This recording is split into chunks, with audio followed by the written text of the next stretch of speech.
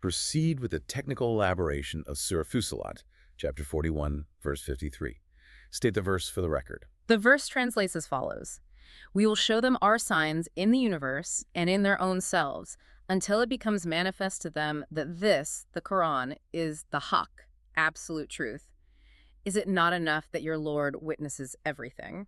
We must analyze the first directive outlined by the documents regarding this text, the internal proof of inherent laws of nature. Okay. This verse functions as the ultimate internal validation of the audit's findings. It explicitly declares that the external universe and the internal human composition are not abstract concepts to be philosophized over, but function together as a rigorous empirical laboratory. This laboratory is designed to physically and logically prove that the text is the absolute truth, or Haqq. This requires us to execute the second directive, the synthesis of the structural flowchart.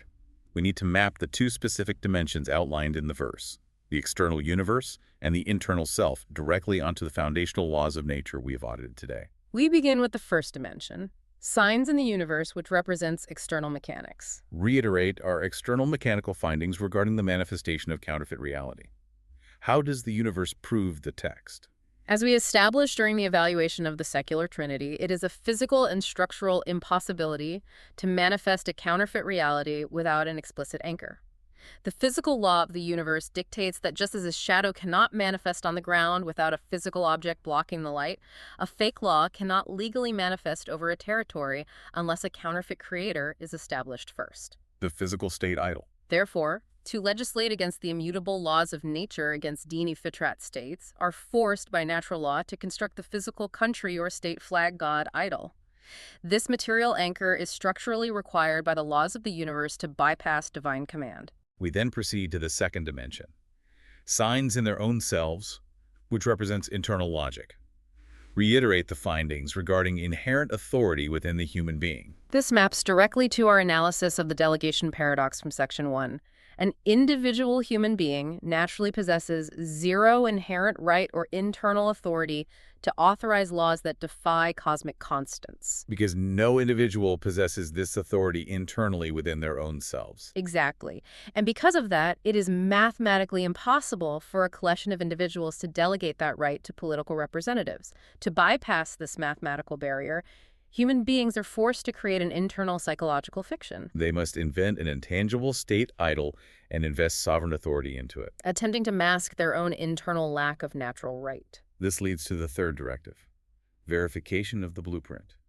Synthesize the operational sequence that the text claims is proven by this verse. The audit confirms a strict, unalterable operational sequence. It begins with the state as the structural anchor.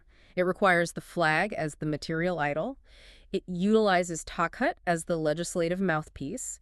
The final output is the fake, man-made law. The text argues that this sequence is not a theological theory. No, it is an observable mechanical law of nature that acts as a 360-degree litmus test for any society.